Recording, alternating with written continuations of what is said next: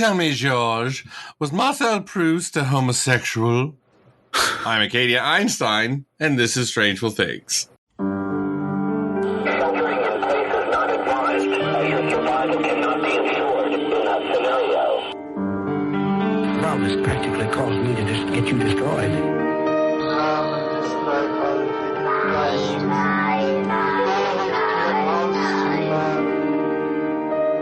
Unsolved, unresolved, and super complicated. Strangeful Things. Welcome, everyone, to Strangeful Things. I'm Acadia Einstein here with Shuey, and we're going to tell you... Hi! We're going to tell you a story that's pretty gross and, you know, like usual, but we're going to make it super fun and zesty.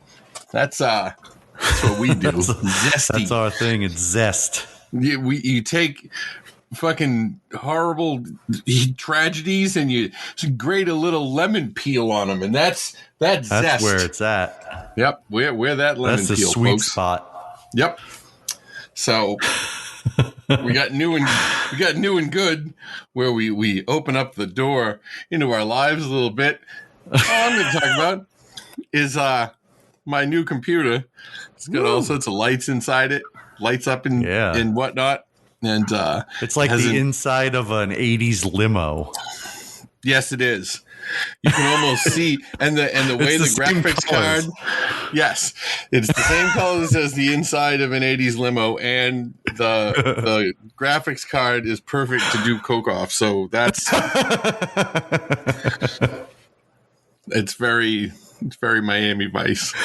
What about you? Well, my new and good is also a piece of hardware. As if you listen to the last couple episodes, you noticed that I sounded like shit. So I went and forked up some cash and got a new microphone, and hopefully this sounds a lot better for everybody. That's right. I mean, it could go either way, I guess. Yeah. Because I guess could be. Yeah, we'll find out.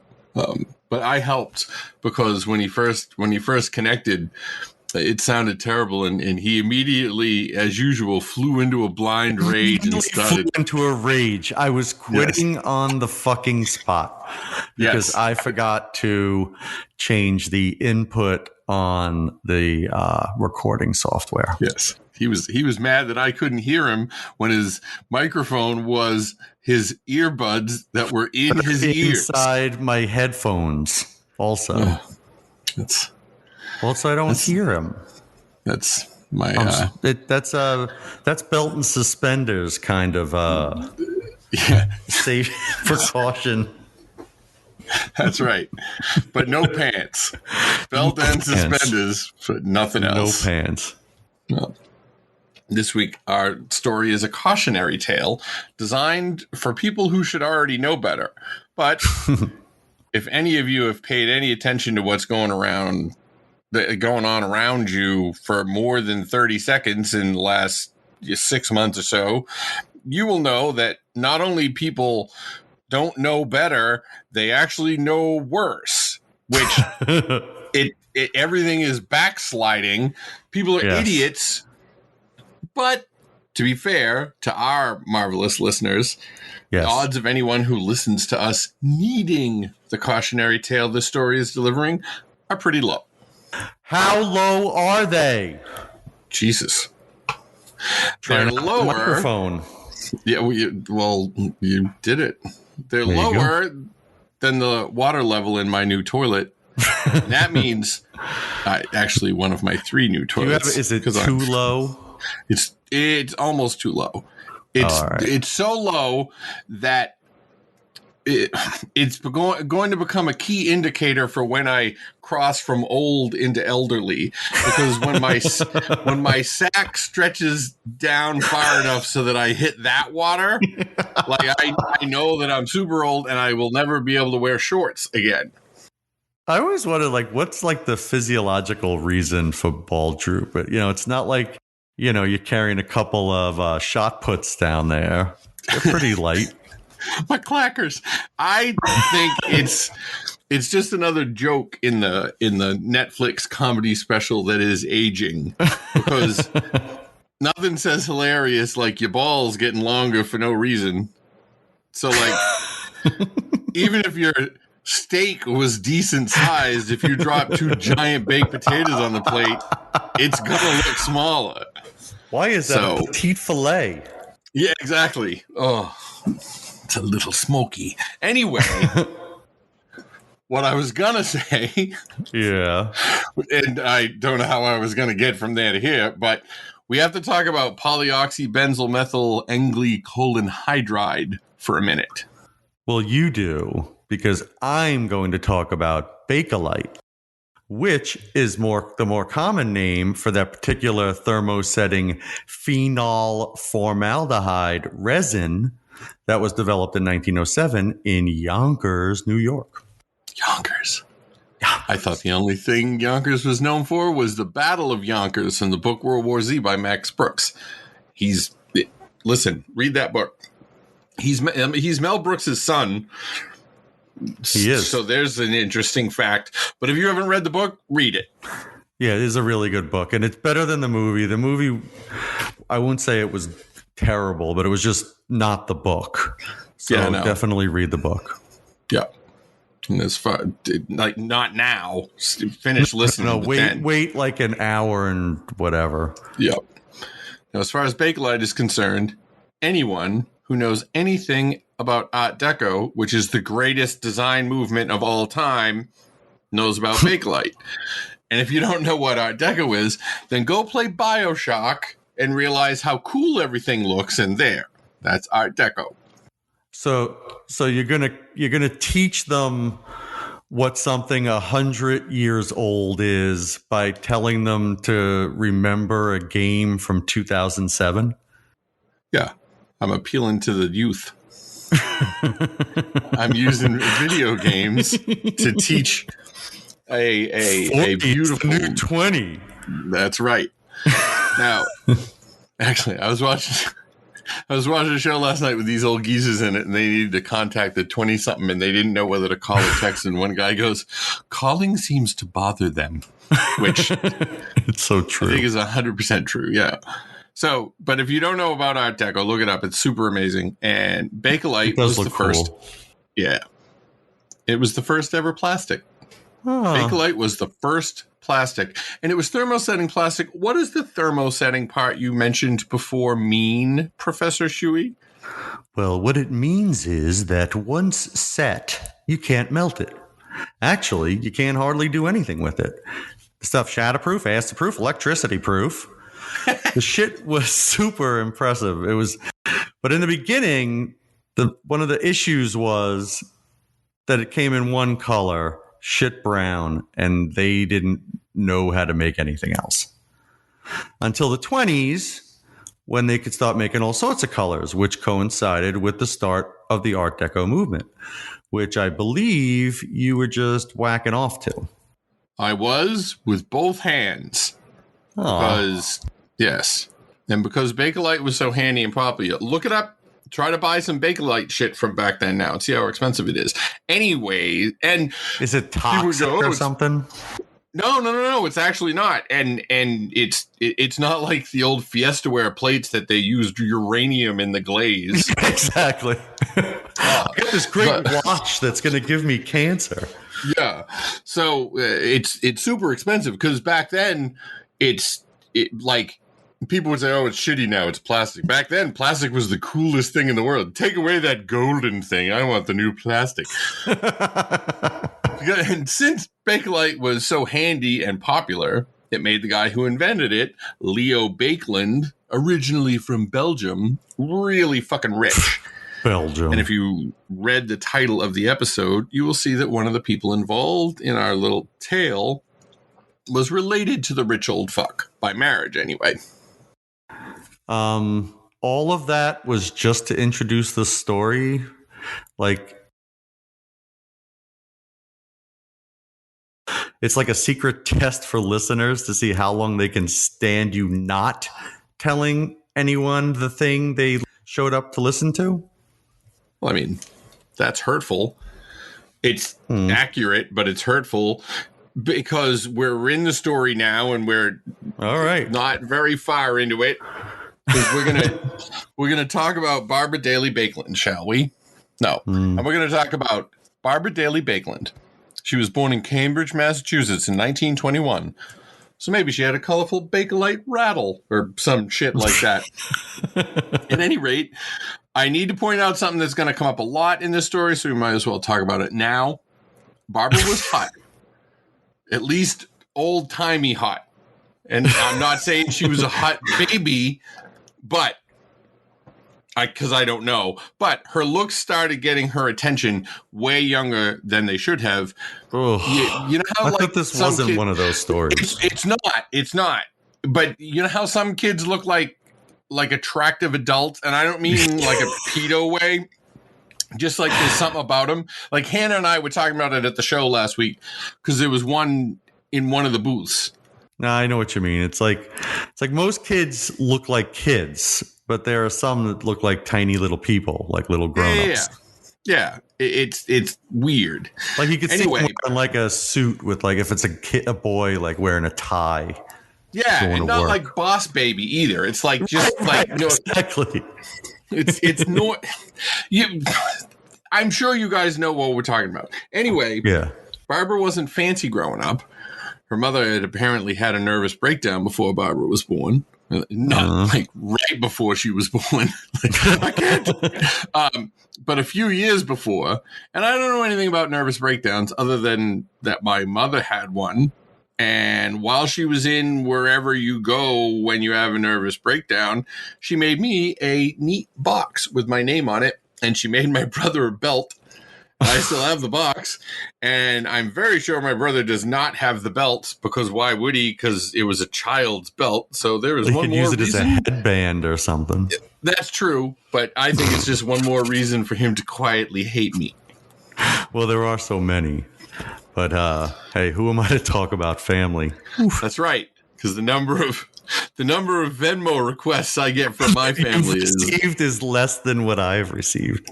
Yes, it's yes, family, family something. Yeah, they're the best. And remember, folks, and I'm just going to put this in here, even if it makes the show go longer than it should. Most people already know this, but if you don't. Every time, like, some old person goes, tut, tut, tut, blood is thicker than water, they're reading it wrong. Yeah. The actual quote is, the blood of the covenant is stronger than the water of the womb. So it means that your friends are more important than your family. So take that, fucking cousins. Anyway, when Barbara was 10, when she was 10 or 11. Oh, she must have been smoking at that point. Yeah, that's in the. Oh, god damn it! That's so gross. I just picture it. It's so gross. But I make jokes about it, but I'm like disgusting myself at the same time. But it's not even. It's not. It's like the. It's the kind of thing where that child should be like in a museum or some shit like that. I don't know. Anyway. When she was 10 or 11, her father decided that the best way he could help the family out was to fucking kill himself and make it look like an accident so that Babs and her mother and her brother could get the life insurance money. And this is one of those times where it being 1931 definitely played a part in this actually working because I don't think people really followed up on shit too close because the accident... Imagine. No, but the accident that Frank Daly engineered was that he accidentally died of carbon monoxide poisoning in his garage. Wait a second. So I'm trying to think through how this would work because this was like I guess on his way home from work or something like that. I would assume, yeah. So first you're working, which is why would you do that? But then you come home. There's no automatic garage door opener. So you come home, pull into the driveway, get out of your car, open the garage, get back in your car, pull into the garage, get out of your car, close the garage, get back in your car while running. And accidentally fall asleep or something? But guys, you got to include the oops, I forgot to go inside and have dinner with my nervous breakdown wife and weirdly attractive child. I guess I'll just sit here in the car staring forward as it gets harder and harder to breathe accidentally. Like, come up with a better accidental death than that right now. No thinking. All right. Find a tree. Well, obviously, there's thinking. Yeah, but find a tree. You figure out where it's going to fall when you cut it. You put an X on the ground, Right. Run over, cut the tree, book it back to the X, stand there, let the tree fall on you. But you made the X in disappearing ink. So by the time they find you, they're like, there's no way he made an X and ran back to this. All right. How about again with a tree, right? This is more you're going to do. Oh, you're just trying to do like jump through like a hoop, right? That's all you're going to do is jump through a hoop. Only you not really knowing knots. The only knot you could think of was a noose. And when you went to jump, you slipped. And instead of jumping through the hoop, your neck got caught and then it tightened. And since you were running so fast, it snapped your neck and broke it. That's it. No one would. I mean, all right, folks, you tell us which one, if you were the insurance adjuster, which one would look more like an accident? You would have to like make a sign and jump through the hoop with nooses. Like for one of for yours, you'd have to put up a fucking sign ahead of time that says jumping through hoops exhibition. Like, you haven't seen one of those? I've failed like every street down here. Just by yourself in your yard, like set up some lawn chairs so people can watch. You didn't bring a crowd. For fuck's sake. All right, well, now the family had some money and nothing else. But we know from Franklin Delano Floyd that in olden times, single mothers can sometimes get their kids taken away if there ain't no man around. But apparently, since they had some cash, since they had some cash, Babs, Frank Jr., and the mom, Nene, were left alone. And Nene did not sit around waiting for some dink from Harvard to find them and marry her. She took Babs and went to New York City and moved them into the Delmonico Hotel. Well, living in a hotel is either super fancy, like it sounds like based on how you said the Delmonico Hotel, or really not fancy, like when they put people in like a La Quinta. There isn't a whole lot of in between. Well, I mean, just because I said it that way, you know stuff about it because you're from New York, but also the people in between are the people that have to stay at like extended stay suites for work. Oh, yeah. That's true. But they're not there by choice, though. Like, true. Going to live at a hotel in New York is like super 30s sounding thing to do, like The Thin Man or something like, yeah, I'm living in the Delmonico. Yeah, That place back then, too, was famous as fuck. It got turned into apartments in 1974 because apparently not as many people used fancy hotels as their residences in the 70s. And now former President Trump owns it. So there you go. Well, it's good. I guess. I don't know. Whatever. Maybe it'll. Whatever. Yeah, fuck it. I'm just glad we have you to tell us about New York things. So, apparently the mom had a plan with the whole Delmonico thing, much like the folks who drive to the fanciest part of their town, set their Tinder app radius to 1 mile and start swiping rich people, which is that's actual thing. Nene figured out if she was going to find someone rich, she better go where the rich people are. Because there ain't nobody going to find a millionaire in Hell's Kitchen, at least back then. Mm-mm. So I tried to find some info about Barbara's adolescence for some reason, but I didn't get anywhere. The book Savage Grace is where all the good info is. So grab that if you want to come back way later and comment on YouTube that I got it wrong, which people do. By the way, that's youtube.com/strangeful things podcast. We have our own URL, fancy URL now. It's not like, oh, that's YouTube/0_XP capital. So you can go subscribe. Doesn't cost you anything. And sometimes Shuey goes full nude. Well, that's true, but our relatively small audience ensures that I don't get caught. Well, I'm going to get us banned now. Oh, no. And there's a movie about this called Savage Grace, and it's on one of the streaming services, because that's how I found out about the case, because Mrs. Ack was like, you should do a show about this, because it was fucked up. Sounds like? Yeah, exactly. As a matter of fact, like Homer loud whispering? Yeah. Yes, as a matter of fact, you might have thought that was me, but we actually edited her into the show. So exactly. It was actually Dan Castellaneta. So I'm just going to say the following about her as she was growing up. One, she was hot, so she didn't have to deal with a lot of things that ugly people have to deal with. Ugh. Number two, she was hot, so she did have to deal with a lot of things that ugly people still have to deal with. Like, I'm not trying to make this like, oh, being pretty is such a burden. Like, I have no sympathy for hot people. Like, I love Jessica Biel. With good reason. But when she said that she was not getting cast in movies because she was too hot, I was like, good. Also, that's a weird thing to say, but good. Yeah. And number three, her mother apparently pushed her into being a social climber. Oh, boy. Yep. Because that's what Nene was trying to do.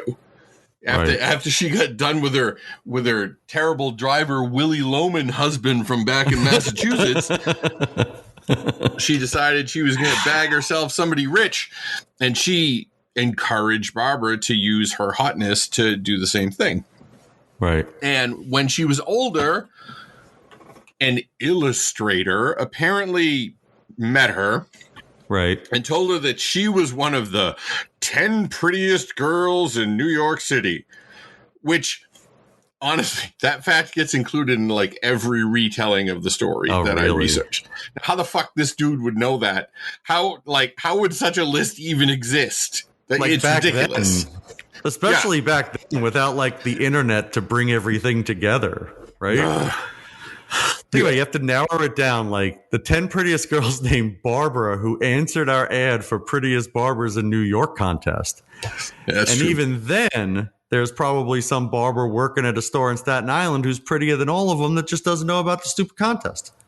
I think the guy was just a perv who wanted to hang around hot chicks. It's like me when I use that business card saying I'm a photographer. Oh, never mind. Sorry about that.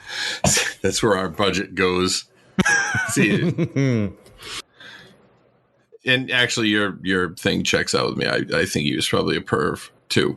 And for all the shit that social media gets, there is an equalizing factor, because the people who are hot but have no other marketable skill can now finally get paid like they deserve, because all they have to do is be hot on Instagram, and then people will just give them money. Yeah, that's pretty much it.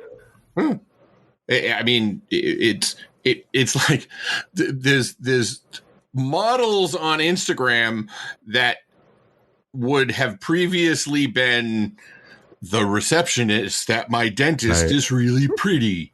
Hey, you know what I mean? Like now, so. But the illustrator guy did paint a picture of her. And then he apparently hung it in some famous bar in the city. And supposedly, this is how she got her modeling break. So she got her modeling break by a painting of her being in a bar? Like, did it have her address on it? Like, how did people even know it was a real person? Like, this doesn't track so much for me, but I'm not going to ask a lot of follow-up questions because, you know, I didn't prepare.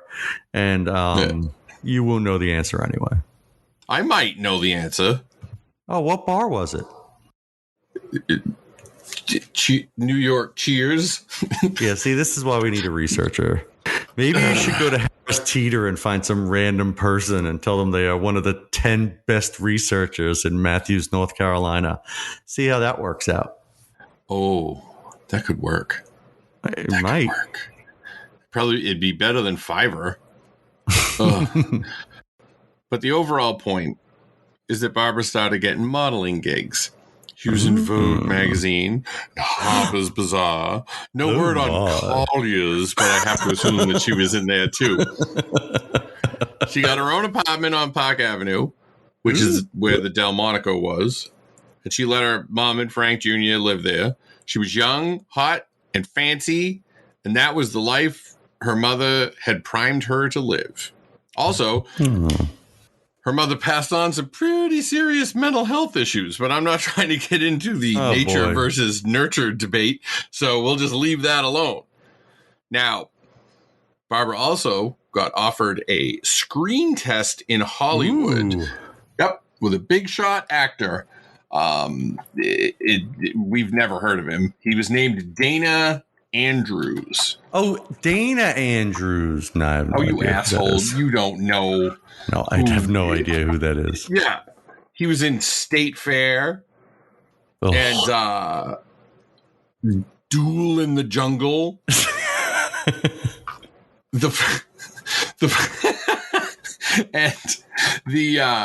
He was also in The Fear Makers. And he was on Love Boat. So there are some random guest on Love Boat. Yes. And that was when he was very old. And I think State Fair was set in Maine. I think. Oh, really? Yeah. Maybe it was Iowa. There's another one. Maybe it was Carousel that's in Maine. I don't know. There's one, but whatever. Fuck it. So. All right. Well, she didn't get the job, right? And she ended up having to go back to New York. Yes. She did not get the job in Duel in the Jungle or whatever movie she was trying out for. Crap fest. Yeah, she did meet some people in Hollywood, but she never she came back to New York. She was modeling, going to fancy parties with celebrities, flirting with rich dudes, which is what Nene had taught her. But Nene must not have been as hot because it didn't work for her. Because she didn't find herself a new man, but she still had Barbara, she's like so the it all fun worked mom. out. It's like Lindsay Lohan's mom. Yeah. You know?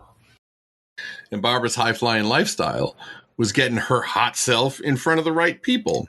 And she sort of got a rep for being overly dramatic and just trying to bag a rich dude, which kind of makes sense because she was overly dramatic and she was completely trying to bag a rich dude.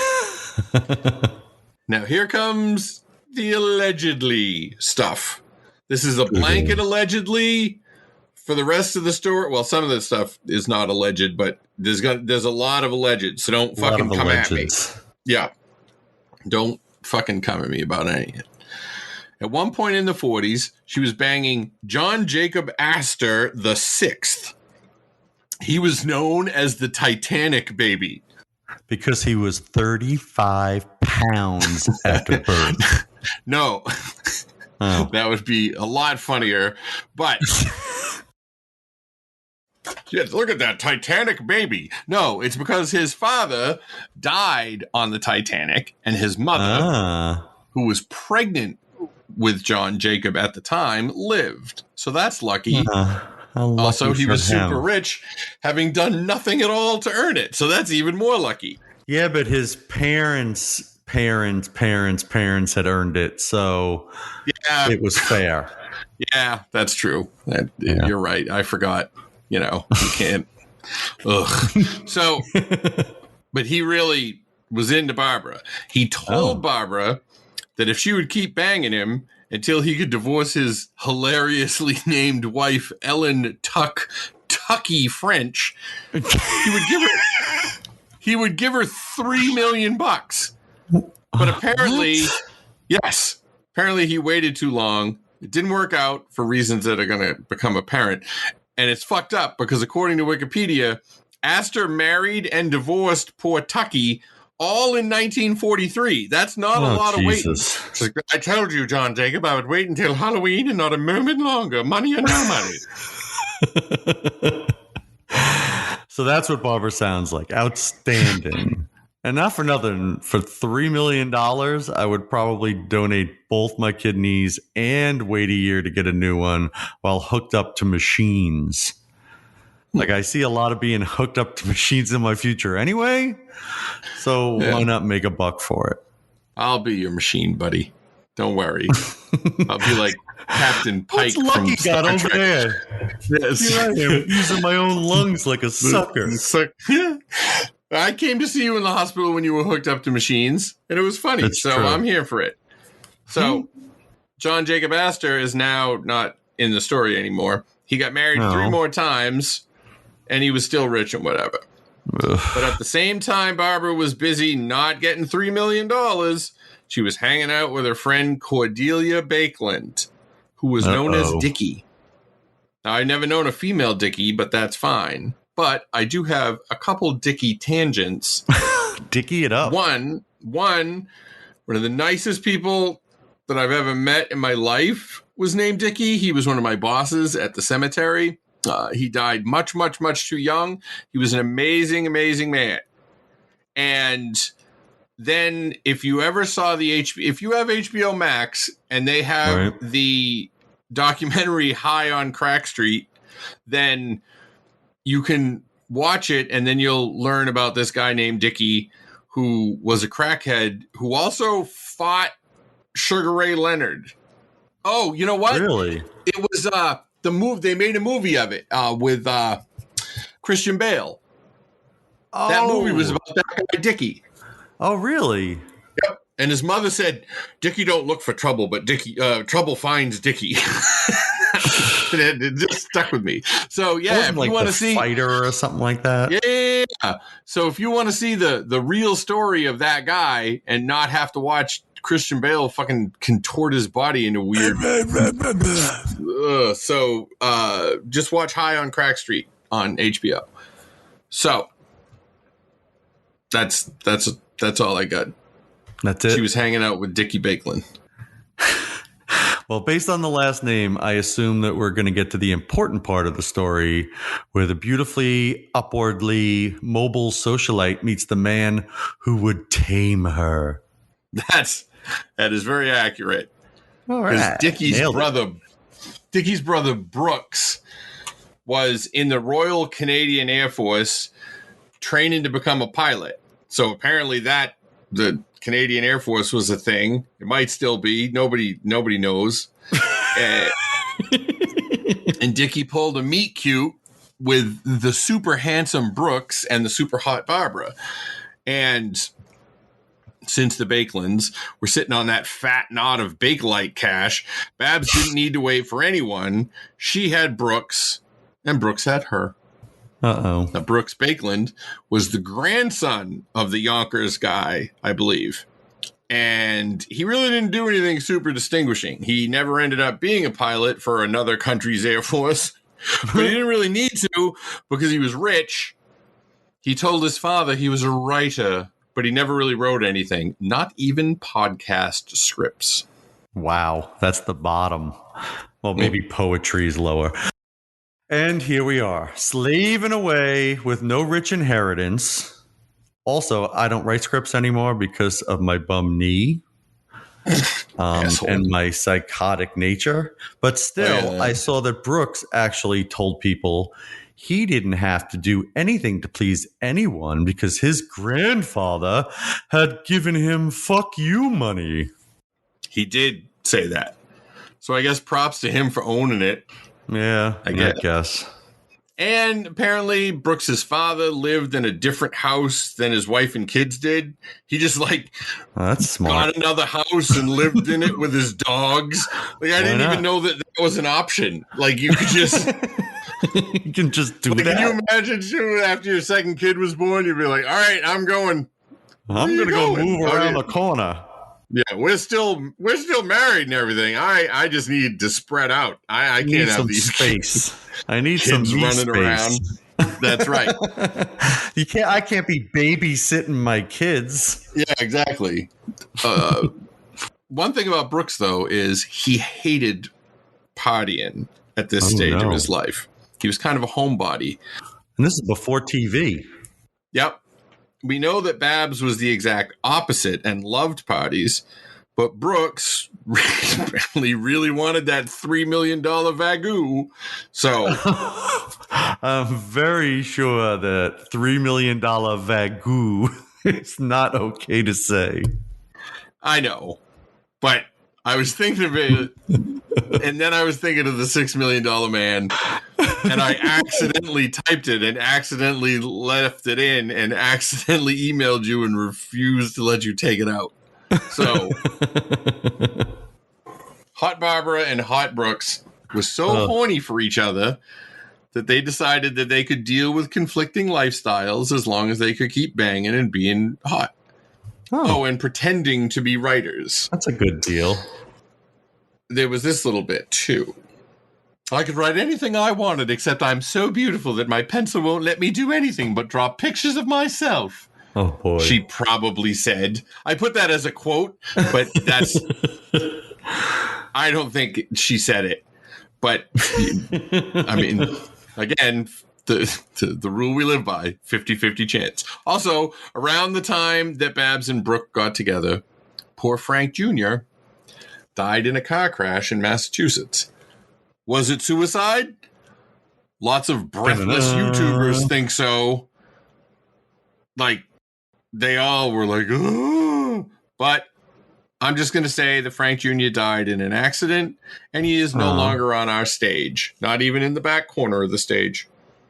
But the he does callback, get the bow at the end. Yes. But the callback to the father's suicide does lead us into mental health issues again. Yeah. Which makes the fact that Babs had a secret suddenly pertinent. See, even worse than now, there's a stigma attached to mental health issues. If you had a broken leg, nobody would shit on you for going to the doctor. But if you have a broken brain, it's like, fuck you, you pussy. And Brooks, snap out of it. Brooks actually thought that psychiatry as a profession was amoral. What is he, Scientologist? I don't know. But Babs was seeing a psychiatrist who, according to several of the reports that I read, actually advised her that she should not have children. That seems vaguely illegal, and I have plenty to say about mental health. You mean in an aspirational sense? Well, being someone who is crazy... we don't use that word in here. Matrix true. Trailer tie-in. Yeah. No, I just think that I think that they've made a lot of strides, and I think people today at least try to understand what you're going through. But I still think that unless you're dealing with it, that you don't know what it's like. Yep, that's very true. So give people a fucking break. Yeah. But Babs knew that Brooks wasn't going to give her a break. She didn't want him to find out that she was seeing a shrink, and apparently had been diagnosed with crazy womb. So she kept it a secret. In fact, she wanted to misdirect Brooks from her crazy womb so much that she told him she was pregnant. Oh, boy. And they rushed off to California to get married.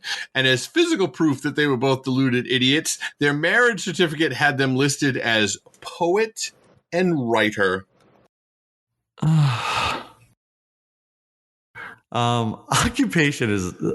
First of all, it's a stupid thing to put on forms anyway. Like, why did my doctor need to know that I was a project manager? That's right. But they seem like they're not the best people, these guys, though. At least not from the extremely biased picture that you're painting. And hang in a unnamed famous bar in New York City. See, you didn't think I was paying attention, did you? But I know what's happening. Bakelite, Titanic baby, Ducky, Dicky. This story has it all, except for a fucking point. Hey, I'm getting there. Yeah, you're getting there all right. but you have been paying attention. I have. Remembering Tucky, poor Tucky French. I was divorced so Tucky. fast. I was divorced. I was married to the richest man in town.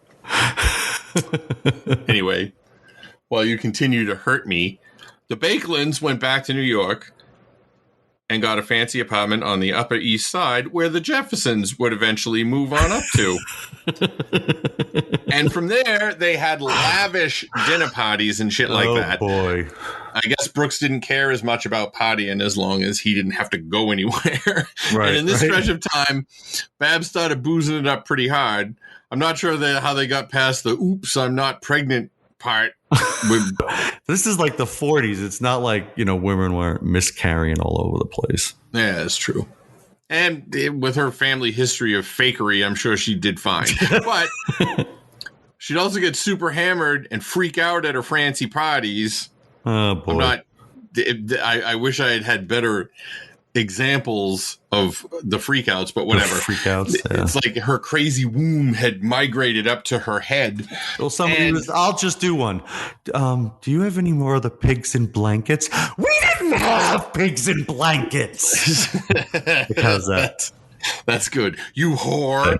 All right, that's good. That's better. And I guess they started having affairs because why wouldn't they? Like, I keep picturing these great Gatsby movable feast people, but they're all talentless and just being jerks. Yeah, they're just totally talentless jerks, But why would people that are so hot for each other have an affair? Because they're asshole. Like, according to one story, here. That's an answer for a lot of things. But here's one story. Okay. Apparently, Brooks told everyone at a party, I'm going to butter the muffin of the next gal who comes through that door, even if it's the lady from down the hall with the parasitic twin. To which Barbara retorted, but then the next time I see a car with a man in it, which would be every car I see because it's the 40s and women probably aren't allowed to drive, I'm going to hop right in and pork him. And she actually went outside, saw a car with 4 dudes in it, and jumped in. Oh, my. And she came back hours later and told Brooks that she had changed her mind about the porking part, but who knows what's really true. Well, I think these super accurate quotes are what are keeping people riveted. Yep, I prove that that's not how it was There's still said. no story. There's plenty of story, buddy. See, in this same stretch, Babs found out she actually was pregnant. Oh, now, Brooks probably damn. took a while to believe her, but it was true. And their son Anthony was born on August 28th, 1946. Anthony, or Tony, was a normal kid, but since his parents were such jackasses, that wasn't good enough for him. They needed him to be extraordinary. So I'm sure they fucked him up, but good.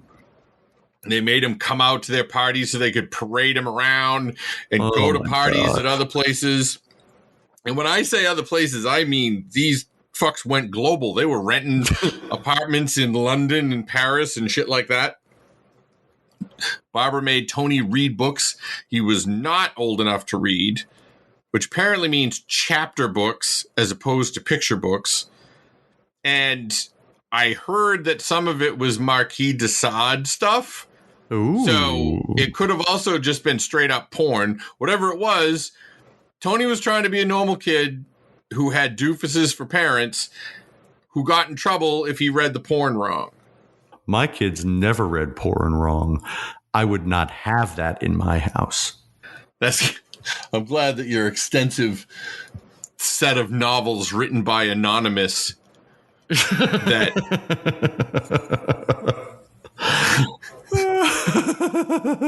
I have friends that got soup. There was a little window in time where, and maybe it still happens, but if you self-published porn on Amazon, stories, you could make a lot of money. One of the authors that my daughter reads, because my daughter reads like romance novels, which are basically porn. Yep. Like every one of my Amazon page when I go on is like, these are recommended for you. every fucking book is some guy with a 6-pack and no shirt on, carrying some sort of sporting equipment. She's currently reading a series of books that are about hockey. There's all sorts of other ones. But the point of this was one of the authors that she reads started that way. And she's super big now, and she's made a ton of money writing these, they call it like contemporary adult something or other. I bet I would be really good at it. Yeah. I'm going to start writing porn right now and put it on the Patreon. So there you go, patrons. Get ready for the first installment of my new. Would there be none of that? An excerpt from my new erotic series, Throbbing Magoo, who is the hero of this. As long as it's written. And there's we don't need to do any audiobook versions, because unless we get a female on this cast, there'll be no erotic fiction. Mel's will be back once she knows that she can play all the female parts in the Throbbing Magoo series. She'll be back. Oh, we're gonna fast forward a bit because their lives are a lot of what I'm going to tell you now. So just multiply what I'm just about to tell you by a lot. A lot. Yeah. Because at one point, Brooks was banging the daughter of a British diplomat. Ooh. He told Barbara that he wanted a divorce so he could be with the new gal who was 15 years younger than he was and British. Babs did not like this. If you divorce me, I'll kill myself. We have a car and a garage, and I'm very accident prone. But she really did try to kill herself. So Brooks felt bad, and he patched things up. But also, they got in some kind of fight where she bit him, and basically they were just spoiled jerks who deserved each other, but Tony deserved none of it. It's always the baby that suffers. Yep. He jet-setted around with his parents and tried to be normal. When he was 20, he was with them in Switzerland because, of course, they were in Switzerland. And he decided to go to Spain on his own and maybe Morocco, but I didn't like so many times with this research. It's like, I'm going to look at 5 times and then whoever says it, the third, 3 out of 5, that's what I'm going to say. It's either fucking Spain or Morocco. But anyway, It wasn't Switzerland. While he was there, he met an Australian dude named Jake Cooper and his girlfriend. Jake Cooper? Yep. And then the roof caved in. Does anyone know where that is even from? I know because you made me watch it a freaking 10,000 times. But seriously, folks listening, write into us on one of the places we'll tell you later if you know that reference. Yes. It's an Easter egg. I mean, we could... Wikipedia quotes something that you guess is a quote because he's saying it like it's a quote. Yeah. But you're really not sure where it's from. People might know. It's possible. So, Jake, for his part, was a wild dude who turned Tony on to drugs and hippies and black magic. Oh, jeez. And also happened to be bisexual. And since in Tony the 40s? was... Well, this was... we jumped ahead. Later. Okay. We jumped. This was the 60s now. Okay. And since Tony was gay, like straight up gay, their relationship escalated to include sex. And since it was the late 60s, it was still probably illegal or whatever. Yeah, everywhere. Now, Jake was a part of Tony's life, and his parents did not like this one bit. Brooks did not want anything to do with his son anymore because he was gay. Listen, even though I talk like this, I would never be a homosexual. That's right.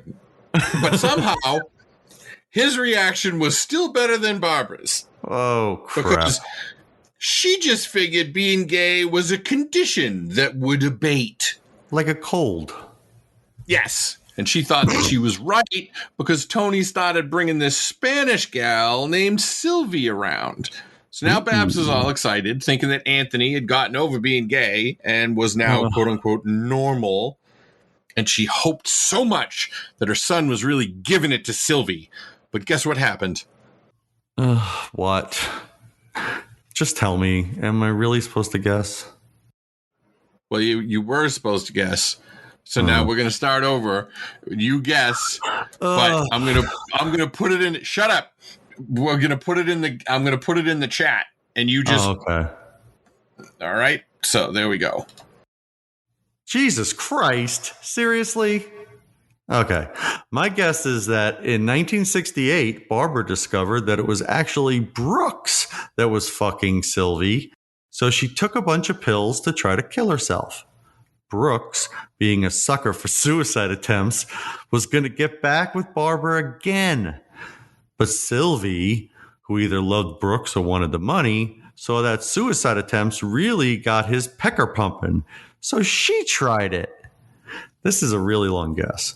You're doing great. Just keep guessing. All right. So when Sylvie tried to kill herself, Brooks was like, fuck it. If I have to have a gal who keeps trying to kill herself, I might as well have the young one. and he left his wife and son to go be with Sylvie. Yep. Very good guess. That's exactly what happened. Glad that I got to say the line in the middle of your guess. I can't believe I was so good at guessing. You're a good guesser. Now, the family was split up. Tony was in college.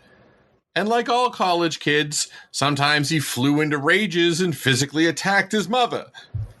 And also painted pictures of her without a head with snakes around her neck. If you don't put the head in, then you could say it's anyone. That's actually true. This is a picture of the president. Why? That's just a neck. now it's the picture of Cindy That's Crawford. Judd Hirsch. Yeah. Now it's Judd Nelson. All right. He also went to where his dad and Sylvie lived and put notes in their flower pots, written in like weird baby talk, asking daddy to come home because mommy is sad, and other things that signify that overall the situation is not great. But Babs just acted like anything he did was part of her extraordinary son being a genius. So, fucking kid had a mom who pretended his mental health challenges were side effects of being the world's bestest boy, and a dad who thought psychiatry was pure hokum. The only reason there was anything wrong with Anthony was because he was a gay. So, honestly, Anthony didn't have a fucking chance. Brooks divorced Barbara officially and married Sylvie because he had shoved a baby into her, so whatever. Babs and Anthony moved to London to get away from him. Sure, Anthony would still rage and choke his mom once in a while, but again, he was a genius, so that was okay. It was just part of his genius. Yeah. And to show what a good sport she was and to encourage his genius, Babs started doing drugs with him, because why not? Why wouldn't you? That's a very parenty thing to do. Yes. And the whole gay is just a phase thing, Barbara didn't let it go. To the point where she kept hiring sex workers to come to the house and try to fuck the gay out of Anthony. So, it was like, oh, what do you want to do tonight, Mom? Well, I just brought over chicks. Hey there. You want to have a bit of a tumble? Or some... a bit of a tumble. Something spunk. All right. Well, I can just tell this is going to get worse. Yes, it is. Now, I'm going to reiterate the allegedly. Now, Babs was not getting the results she wanted with the sex workers. They were British. It was the 60s. So I'm assuming that they all looked like the dancers in Austin Powers, but that was still not enough to ungay her son. She needed someone hotter. She needed the hottest. I clearly said no. She needed the hottest person she knew, which was obviously her. So She figured the best way to get Anthony to love pussy was to bring him right back to the only one he had ever actually been in contact with, which was hers. Because if your own mom can't fuck you straight, who can? I said no, but you just kept talking. Stop finding topics. I won't. I will. That's it. Oh, Stop finding topics. We'll just do a show about what was on TV this week. yeah. No. Why not? There's only 1,000. Well, there's probably a million of them, but Technically, this could have still been included because apparently this movie is available to watch on one of the streaming services. I just don't.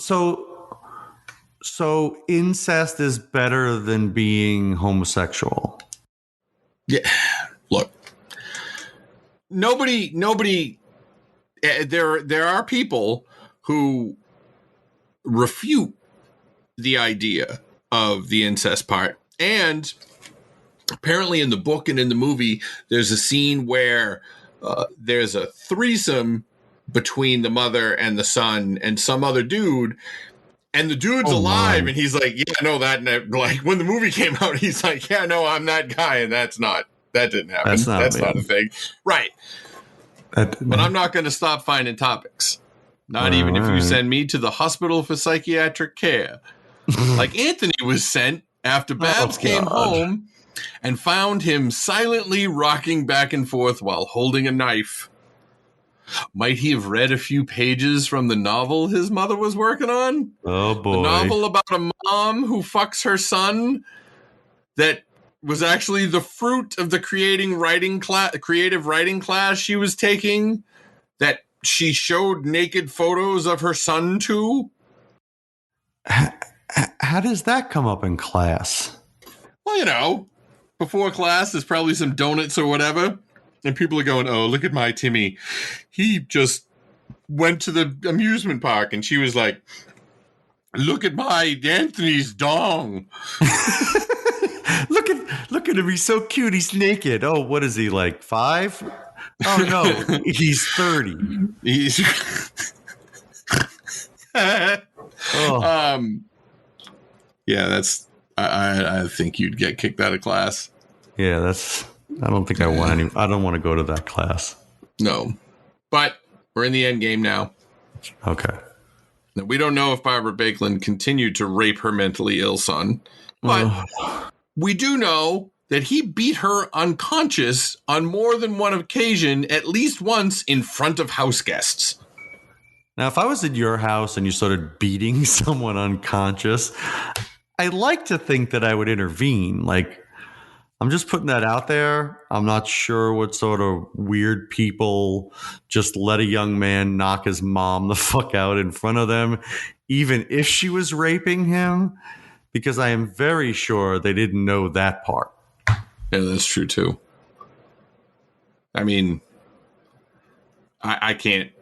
It's none of our business. Just eat your cake. Exactly. But now that I know that of your intentions to meddle in my household beatings, I will note that down. And Barbara knew that Anthony needed to be in the hospital. She knew, but she wasn't rich anymore, and she couldn't afford it. No. Not even after he was legit diagnosed with schizophrenia and tried to blind her by sticking a pin in her eyeball. Oh, my God. In 1972, Barbara was attacked again. She tried to get away, and when he tried to pull her back into the house from the yard, she hung onto the gate. So he broke her thumb in 3 places and then went back into the house to get a knife, and a neighbor intervened and was there when Tony came back out saying that he was going to stab any woman he saw. Now, and I didn't get a really good play-by-play for this, but somehow he still managed to throw his mother into the street where she almost got run over. Right. Now, he got arrested, but Babs would not press charges against her genius son. I'm not shitting you. So she tried to keep up with home visits from the psychiatrist because he couldn't be kept in the hospital or in jail. And even the shrink knew things were precarious because he called the cops and said to put an officer at the house as a preemptive strike, and the cops said they couldn't do anything because there was no crime. Right. Babs and Tony went to see this doctor, Dr. Jacobs, together on November 15th, 1972. And they agreed that he had, yes, the Ides of November, and agreed that he had to be admitted to the hospital. The arrangements were set for November 20th, because apparently that's what socialized medicine gets you in England. You got to wait 5 days. I wonder if that's really why, though. Like, I mean, it's not like we don't have to wait for a bunch of things, but you would think that if the reason is a person going to the hospital because they tried to poke their mom's eyes out, you would speed things up a bit, or maybe put them somewhere else, like in between or something. Yeah. Well, everybody was kind of worried about that. Like the doctor, but Barbara was still figuring that the eye poking and all the other stuff was probably the same things that Shakespeare and Da Vinci and Louis Armstrong did because they were so smart and creative. Brilliant. Oh, they definitely covered up the story of how Louis Armstrong poked out his mother's eye, and he was just copying Da Vinci. So, oh boy. So just to run things through where we're at, she still thought the only thing wrong with him is that he was way too smart and that he was gay. But being gay was just a temporary condition like having a cold. So she just kept trying to keep going on like normal. Aww. A day or so after the visit to the doctor, Barbara went out to lunch with Missy Hondon, who was no joke an actual Russian princess. Oh, Jesus. They hung out from 1 in the afternoon till about 3:30, and then Barbara left, and then we get a bit of a mystery. Well, I am at the edge of my seat, so let's go. All right. At 7 p.m. that night, Missy got a call from the Chelsea police, Chelsea being a part of London, and asked her about her encounter with Barbara that day. And finally, when Missy finally was like, "What is this all about?" they asked her how well she had known the deceased. Oh, shit. And here's the mystery. How is that possible? How would it be a mystery? I didn't say it was a difficult mystery. Technically, at the time, I have no idea who could have done it. Yes. You know how many people live in London that could have done it? Anyway. Any of them. Tony had called an ambulance telling them to come attend to his mother. And when they got there, they had to check for a cause of death. And they settled on the big stab wound in her chest near her heart. So they called the cops. But they still didn't have a murderer. Where was Tony? Well, that's where the Chelsea PD comes in. Ooh, Chelsea PD. That's right.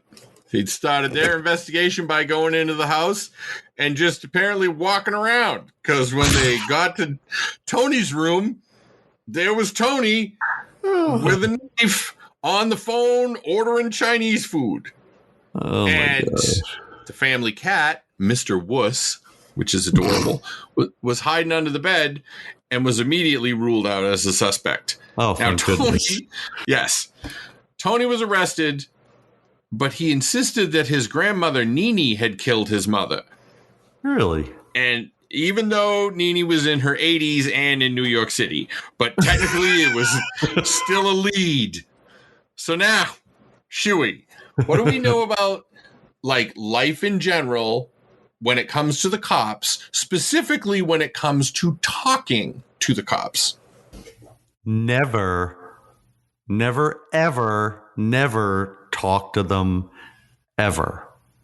Even if you didn't do anything, don't say shit ever. That's right. That's really true. Everybody listening, don't. The cops. Are there times when the cops are trying to help you? Yes, but they're not talking when that happens. Like, if they're asking you questions, they're actively trying to arrest you or to fuck you up somehow. So don't talk to them. All right. And case in point, if Tony had followed that advice, he would not have said the following things. Like, it all started when I was 3 or 5 and I fell off my pogo stick. Like, what is he, 3 or 5? Like, I knew it was an odd year, but I just don't know which one. Or when his friends came to see him in jail and he asked, "How is my mother? Is she well?" Which makes me think of that American Dad when Roger was a detective and he elbowed the guy and then and blew up his head. And then at the end he was like, Is Chaz all right? And Steve was like, "What? No." And he also said, "Now that I am clearer in the nog, I feel like a great weight has been lifted from my shoulders." And some stories about what started the fight that ended with him killing his mother range from her throwing away the collar of an old dog of theirs that he had kept as a memento to him inviting a friend for dinner and her not liking that friend and saying that she didn't want that person to come over, but then him saying, yeah, but he had just fallen down an elevator shaft, so letting him eat over was the least he could do. Every time I've ever fallen down an elevator shaft, it has made me super hungry. But now that I'm clear in the nog, I think that I was probably hungry before I fell down the elevator shaft.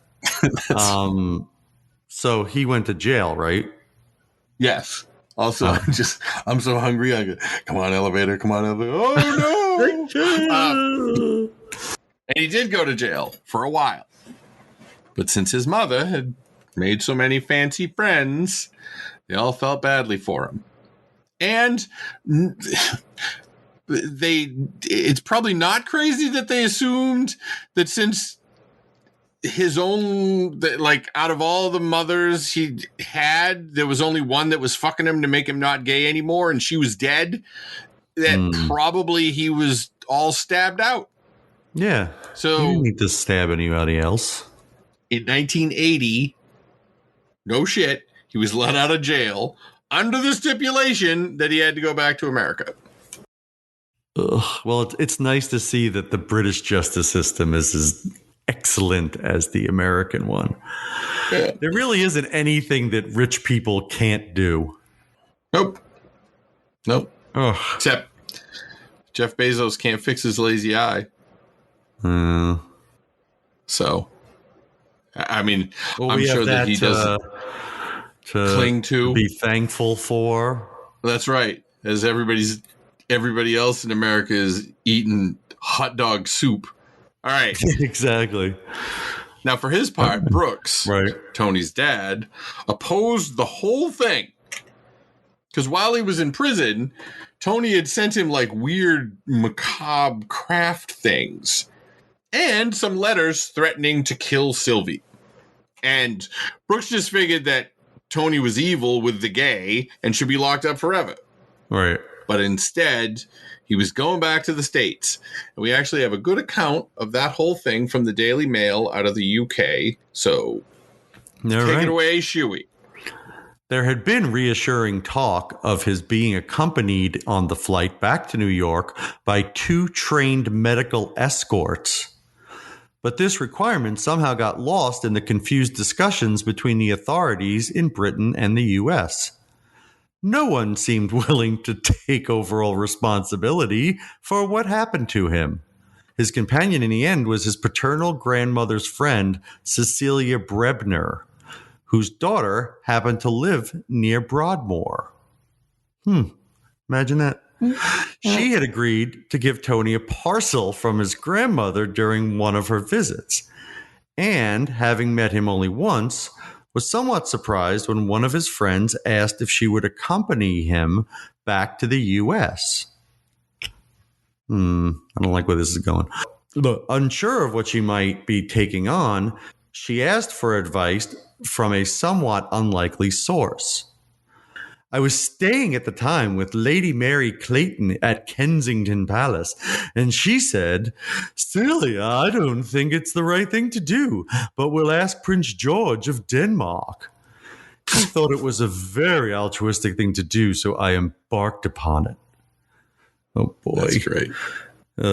So it was that, on the advice of a minor member of the European aristocracy, that she agreed to take temporary charge of a man who had knifed his mother to death and whose medication had been steadily reduced over the previous 6 months until finally he was taking nothing at all.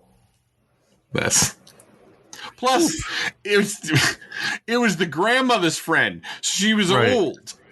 Right. He's got like an 80-something-year-old woman accompanying him. For fuck's sake. But, who's the smartest person we know? Well, it must be Prince George, since he was born to someone who was born to someone who was born to someone who did something at some point. He must be brainy. All right. The UK doctor had said that Tony needed to be put in like a halfway house or something when he got to New York. But apparently everybody else involved was like, meh. His father was in New York, but he thought Tony was Satan, so he wasn't going to let him stay with him. Right. So he ended up with Barbara's mother, Nini. Yep.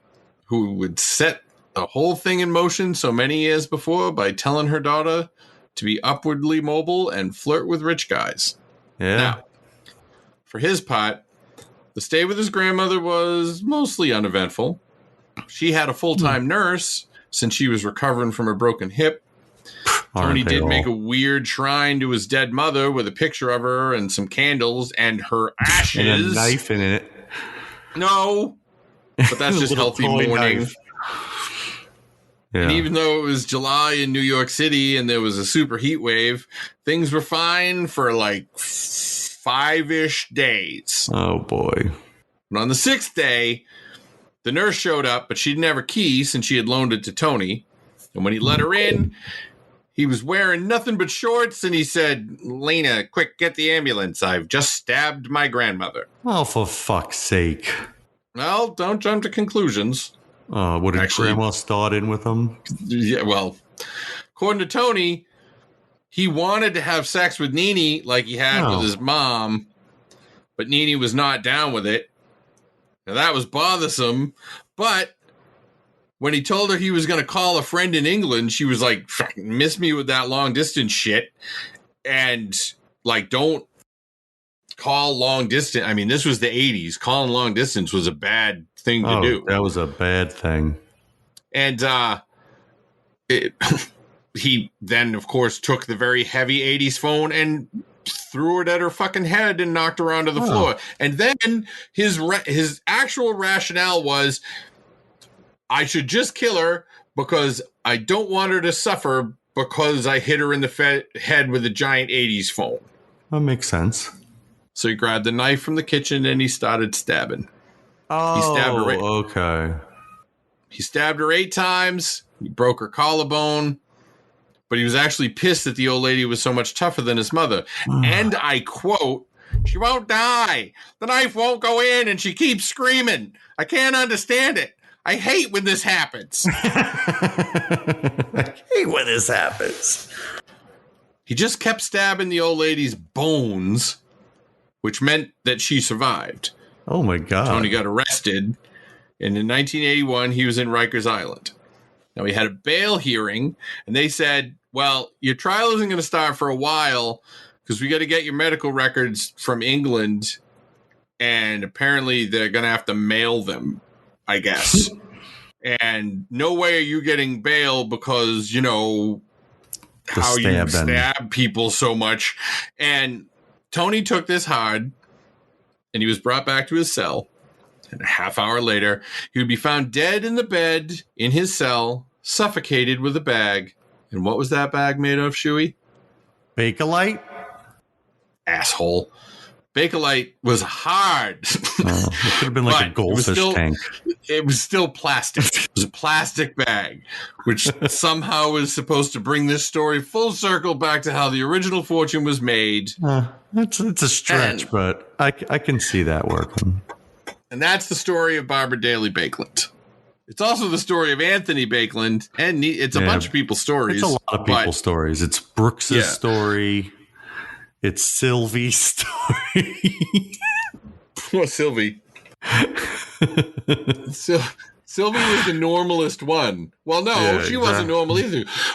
Well, if I kill myself, then maybe he'll love me instead. Yeah, no, there's nobody to root for in this whole fucking story. You would root for, like, for Barbara and Tony to get the obvious help that they needed. Yeah. But that didn't happen. And there was a lot of stabbing. Because if you first heard the story of, this guy killed his mom. Why? Because he was gay and she kept fucking him to try and make him not be gay. You'd be like, I can see that. But then, like, what'd the grandmother do? He was just so stabby. Yeah, I know. It's so like, well, I don't want to be blamed for the phone thing, so let me stab her a bunch. Yeah. Oh, I can't imagine. I mean, anybody listening that knows what we're talking about, like those big heavy ass phones that just sat on the fucking table. They weighed like 30 pounds. They were hard plastic on the outside and just metal on the inside. Yep. Bakelite, probably. So here's a new, since the show is over now. You know how we always had to talk about all the shit that we had at the end of the show? Yeah. We don't have to anymore. We don't. Nope. Because all you have to do is go to Linktree. That's linktr.ee/strangeful. And all our shit is there. You can do everything you want. Everything. You can go to the Patreon. There. You can, like, I don't know, go to our socials, everything, all that shit. It's all there in one neat place. So what country is EE? I don't know. I